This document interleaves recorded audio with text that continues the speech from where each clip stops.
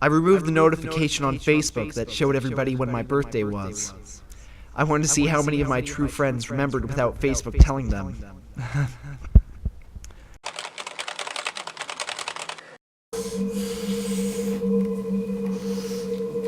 You have an obligation to be an emotionally dysfunctional freak that's entertaining for television and build ratings for me, you bastard!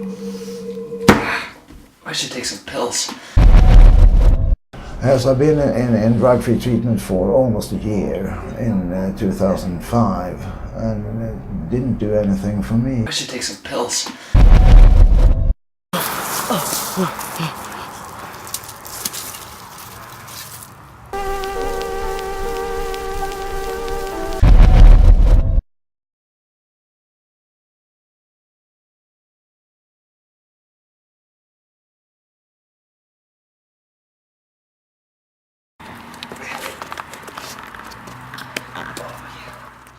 So then, when you're in the way of waking up and finding out who you really are, you meet a character called a guru.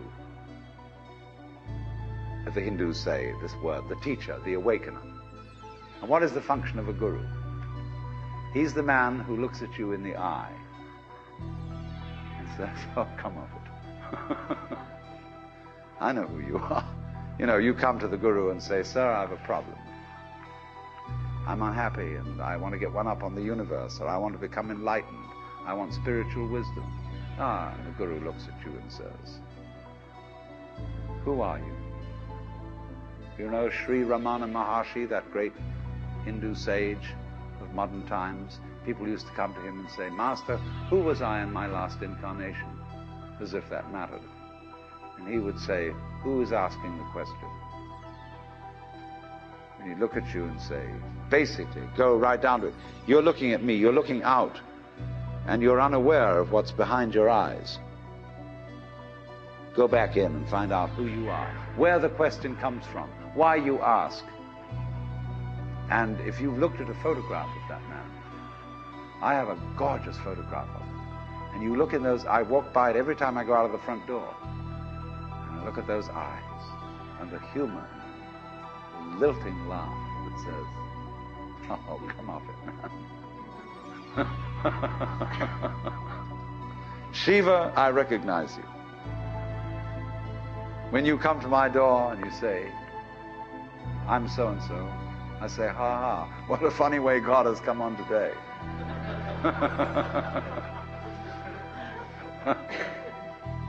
There are all sorts of tricks, of course, that gurus play.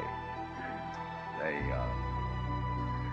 say, well, we're going to put you through the mill.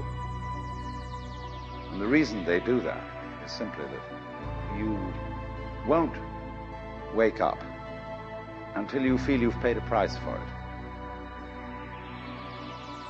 In other words, the sense of guilt that one has, or the sense of anxiety, is simply the way one experiences keeping the game of disguise going on.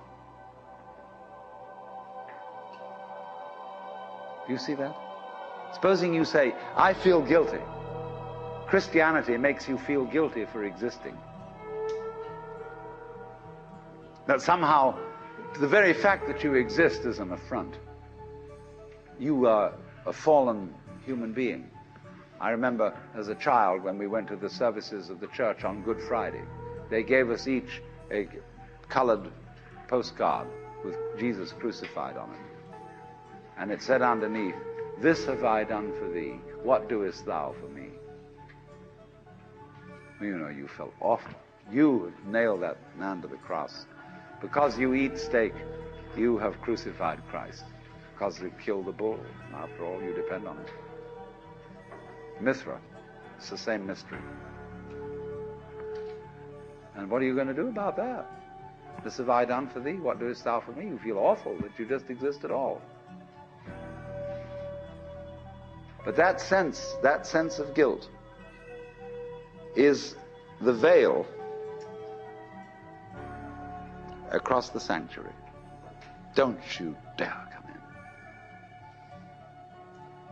in. In order to, you know, in all mysteries, when you're going to be initiated, there's somebody saying, don't you come in. You've got to fulfill this requirement, and this requirement, and this requirement, and this requirement. Then we'll let you in. And so you go through the mill. Why? Because this is, you're saying to yourself, I won't wake up until I feel I deserve it. I won't wake up until I've made it difficult for me to wake up. So I invent for myself an elaborate system of delaying my waking up.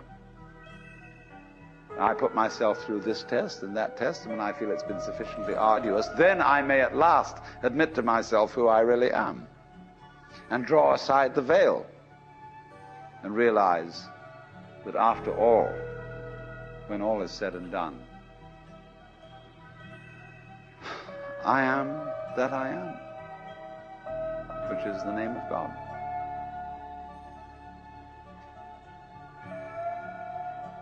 And when it comes to it, that's really rather funny. They say in Zen, when you attain Satori, nothing is left to you at that moment but to have a good laugh. But naturally, all masters, Zen masters, yoga masters, every kind of master, puts up a barrier and says to you,